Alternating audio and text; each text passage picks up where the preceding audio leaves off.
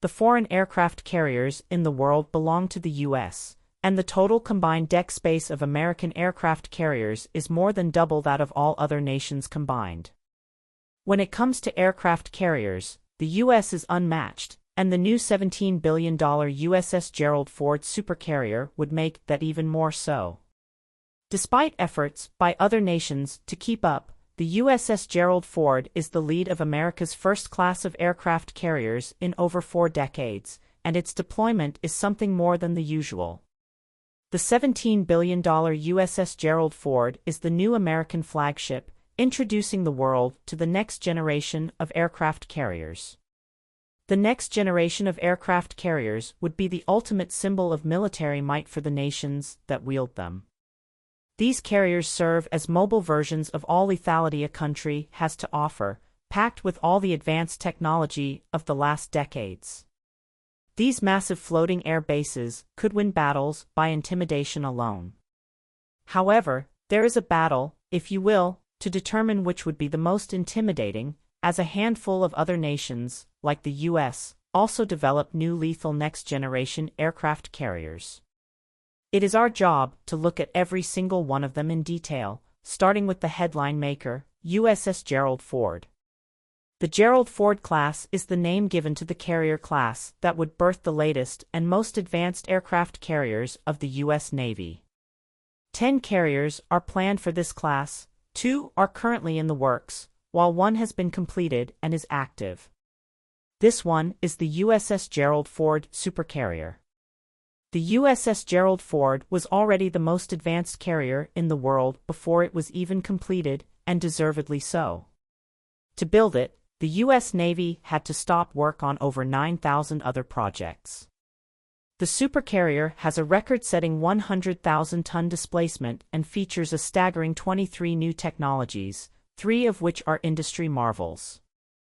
The USS Gerald Ford is equipped with some of the most cutting-edge engines ever created for use on water. As a result, the carrier can run for 25 years at a time without refueling.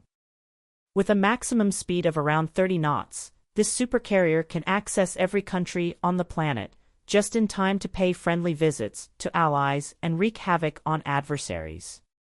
Up to 75 fighter jets and UAVs can call the USS Ford home at any given time. This includes the Navy's favorite aircraft, the 5th-generation F-35C Lightning II, whose development program remains the most expensive weapons development program in Pentagon history, with a reported cost of $400 billion. The result of such an expensive program is a fighter that can do it all: close air support, vertical takeoff and landing, and everything in between. When the Navy's 6th-generation F/A-XX fighter comes to life, the USS Ford is already equipped with the necessary technologies to host, launch, and arrest it.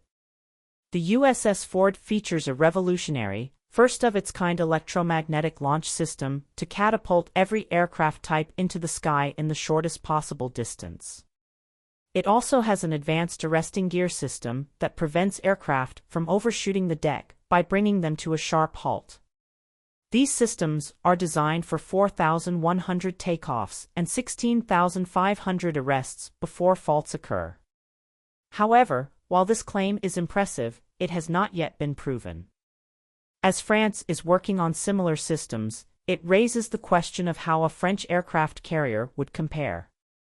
France is now accelerating its new generation aircraft carrier program, known as PANG, Porte-Avions de Nouvelle Génération, which will replace the 38,000-ton Charles de Gaulle aircraft carrier currently in service with the French Navy.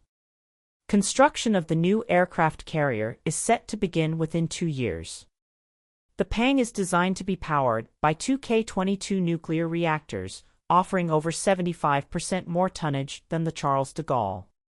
This allows the 75,000-ton aircraft carrier to achieve speeds of nearly 27 knots and theoretically have unlimited range. It could sail forever.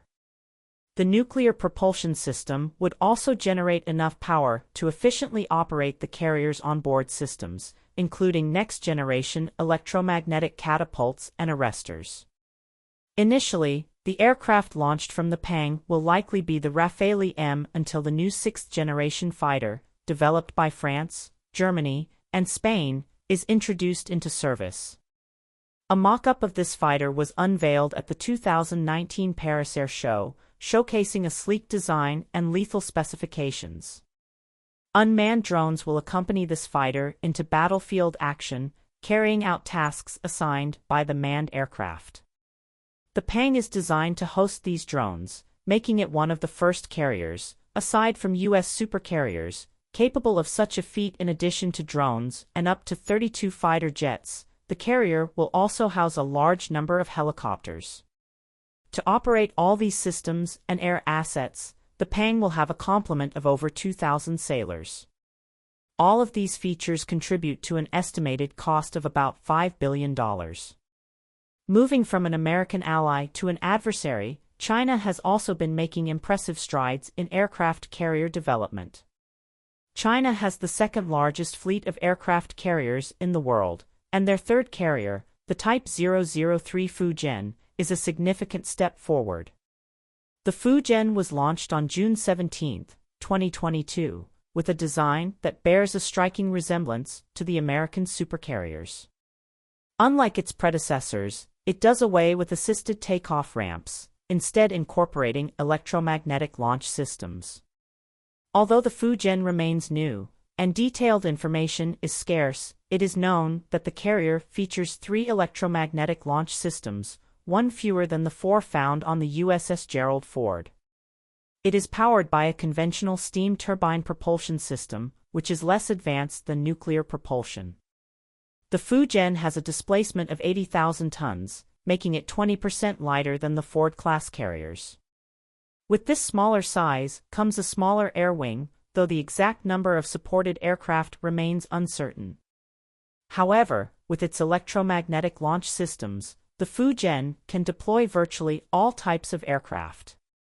This carrier marks a major milestone in China's shipbuilding capabilities and signals the growing strength of the Chinese military.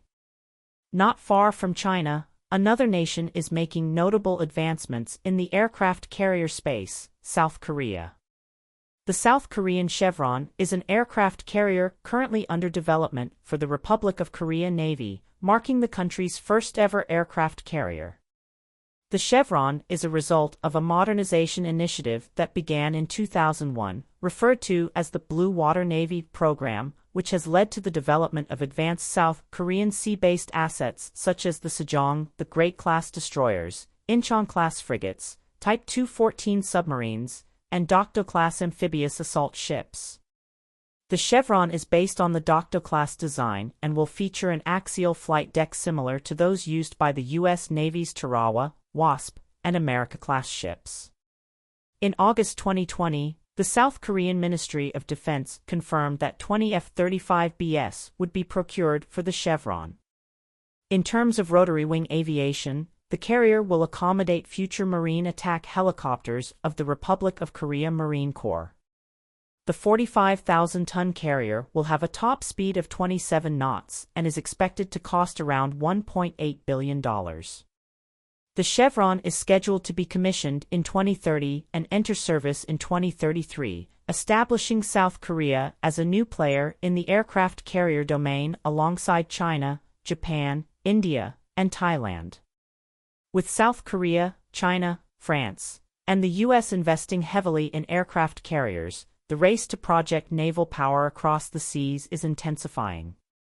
The 2030s, when most of these next-generation carriers will officially enter service, will be an exciting period for global military developments. Until then, while the carriers remain on paper, theory, and calculations suggest that the most lethal aircraft carriers remain the American Gerald Ford-class supercarriers, the lead of which is already in active service. A next-generation aircraft carrier of the future has already been unleashed today.